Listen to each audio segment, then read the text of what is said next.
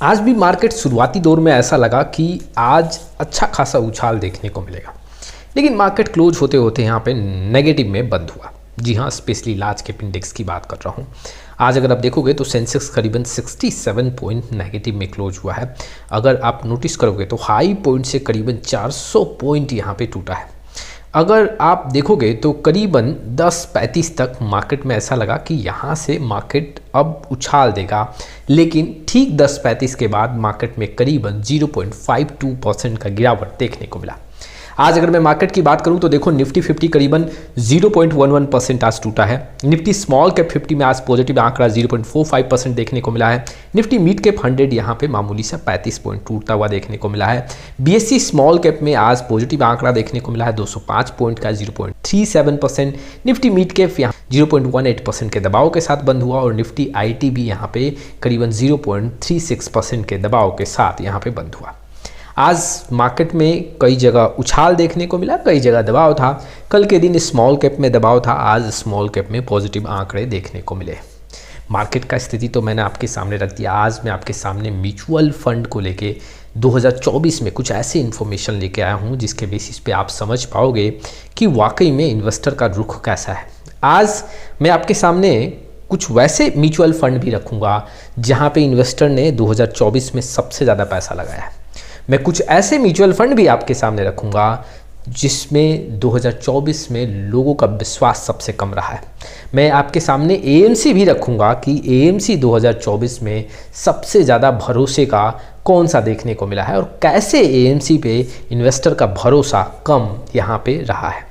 मैं आपके सामने large cap, mid cap, small cap fund भी रखूंगा कहाँ पे इन्वेस्टर का भरोसा सबसे ज़्यादा देखने को मिला है। आज के वीडियो में बहुत कुछ ऐसे इन्फॉर्मेशन है जो 2024 के आंकड़ों के बेसिस पे है। चलिए शुरुआत करते हैं, लेकिन उसके पहले mutual fund related complete solution चाहिए तो आप मेरे साथ जुड़ सकते हैं। जी हाँ, डिस्क्रिप्शन बॉक्स में जाके पूरा डिटेल चेक करें और डिटेल के बेसिस पे व्हाट्सअप नंबर के थ्रू आप मेरे साथ जुड़ सकते हैं। शुरुआत मैं ऐसे आंकड़ों से करूंगा 2024 में ऐसे कौन से 5 कैटेगरी हैं, जी हाँ, जो सबसे ज़्यादा पसंदीदा रहे हैं इन्वेस्टर के लिए, और 5 ऐसे कैटेगरी जो सबसे कम पसंदीदा रहे। देखो, अगर देखा जाए तो 2024 में सेक्टर और थीमेटिक्स जो कैटेगरी है ने पैसा काफ़ी ज़्यादा लगाया है। जैसे कि आप देख सकते हो 1,38,960 करोड़ का यहाँ पे इन्वेस्टमेंट है। इंडेक्स फंड और ईटीएफ्स में दूसरे नंबर पे 1,26,450 करोड़ का इन्वेस्टमेंट। तीसरे नंबर पे मल्टी कैप कैटेगरी आता है, चौथे नंबर पर फ्लेक्सी कैप और यहाँ पे 5वें नंबर पे large and mid cap category है। 5 ऐसे कैटेगरी हैं जहाँ पे 2024 में इन्वेस्टर ने खूब ज़्यादा पैसा लगाया है। लेकिन 2024 में कम जो कैटेगरी फोकस किए गए हैं, जैसे कि ईएलएसएस की बात करूं, सोल्यूशन ओरिएंटेड जो फंड्स है जैसे कि रिटायरमेंट हुआ, एफओएफ्स जो ओवरसीज डोमेस्टिक्स है, उसमें भी इन्वेस्टर का विश्वास कम देखने को मिला है। सोल्यूशन ओरिएंटेड जो चिल्ड्रन फंड्स है वहाँ भी विश्वास इन्वेस्टर का कम रहा है। और फोकस्ड कैटेगरी जो है, ये 5 ऐसी कैटेगरी हैं जहाँ पे इन्वेस्टर का विश्वास सबसे कम रहा है 2024 में। और यहाँ पे देख सकते हो सबसे ज़्यादा जो निकासी देखने को मिल रहा है वो फोकस्ड में 2,410 करोड़ का यहाँ पे निकासी देखने को मिल रहा है। तो आंकड़े आप देख सकते हो कहाँ पे इन्वेस्टर का पैसा सबसे ज़्यादा लगा है, कहाँ पे निकासी देखने को मिला है। अब जो मैं आंकड़े रखूँगा 2024 में ऐसे कौन कौन से फंड हैं जिसमें सबसे ज़्यादा इन्वेस्टर का पैसा लगा, और 2024 में ऐसे फंड्स पे इन्वेस्टर का भरोसा भी काफ़ी ज़्यादा देखने को मिला। देखो, अगर देखा जाए तो सबसे पसंदीदा फंड हम यहाँ पे कैसे मेजर करेंगे, जी हाँ, जहाँ पे सबसे ज़्यादा इन्वेस्टमेंट देखने को मिलेगा वही फंड सबसे ज़्यादा इन्वेस्टर का पसंदीदा फंड होगा। अगर मैं ओवरऑल इक्विटी ओरिएंटेड स्कीम्स की बात करूँ तो पराग परिक फ्लेक्सी कैप म्यूचुअल फंड में 2024 में सबसे ज़्यादा पैसा आता हुआ देखने को मिला है और इन्वेस्टर का सबसे पसंदीदा फंड है। आप देख सकते हो 20,000 करोड़ के ऊपर का इन्वेस्टमेंट 2024 में देखने को मिला है। दूसरे नंबर पे बात करूं तो एसबीआई कोंटा जो फंड है इसमें इन्वेस्टर का विश्वास है। 15,630 करोड़ का यहाँ पे इनफ्लो देखने को मिला है। ठीक तीसरे नंबर पे निप्पॉन इंडिया ईटीएफ निफ्टी 50 20 है, करीबन 14,000 करोड़ के ऊपर का आंकड़ा है। यहाँ पे चौथे नंबर पे HDFC मैन्युफैक्चरिंग फंड 12,370 करोड़। यहाँ पे पाँचवें नंबर पे Motilal Oswal mid cap 11,700 crore. Nippon India large cap fund यहाँ पे 10,910।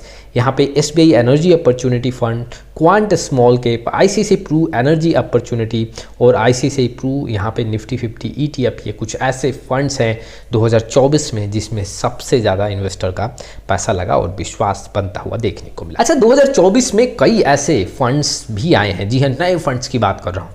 और उस नए फंड्स में सबसे ज़्यादा पैसा कहाँ पे लगा है? देखो 2024 में की बात करूँ तो HDFC मैन्युफैक्चरिंग में यहाँ पे 9,560 करोड़ का यहाँ पे इन्फ्लो आता हुआ देखने को मिला, सबसे ज़्यादा यहाँ पे पैसा आता हुआ देखने को मिला। दूसरे नंबर पे देखें तो ICICI Pru energy opportunity fund 8,530।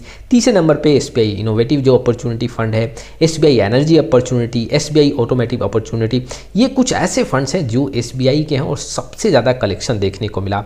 Axis consumption भी है, फ्रैंकलिन इंडिया जो मल्टी कैप है, आदित्य बिरला सन लाइफ, यहाँ पे क्वांट जो फंड है, कोटेक स्पेशल अपॉर्चुनिटी और मोतीलाल ओसवाल निफ्टी इंडिया जो डिफेंस इंडेक्स फंड है, NFO है। और ऐसे NFO में सबसे ज़्यादा इन्वेस्टमेंट इन्वेस्टर के साइड से देखने को मिला। मैंने आपके सामने कुछ ऐसे म्यूचुअल फंड रखे जहां पे इन्वेस्टर का विश्वास 2024 में ज़्यादा देखने को मिला।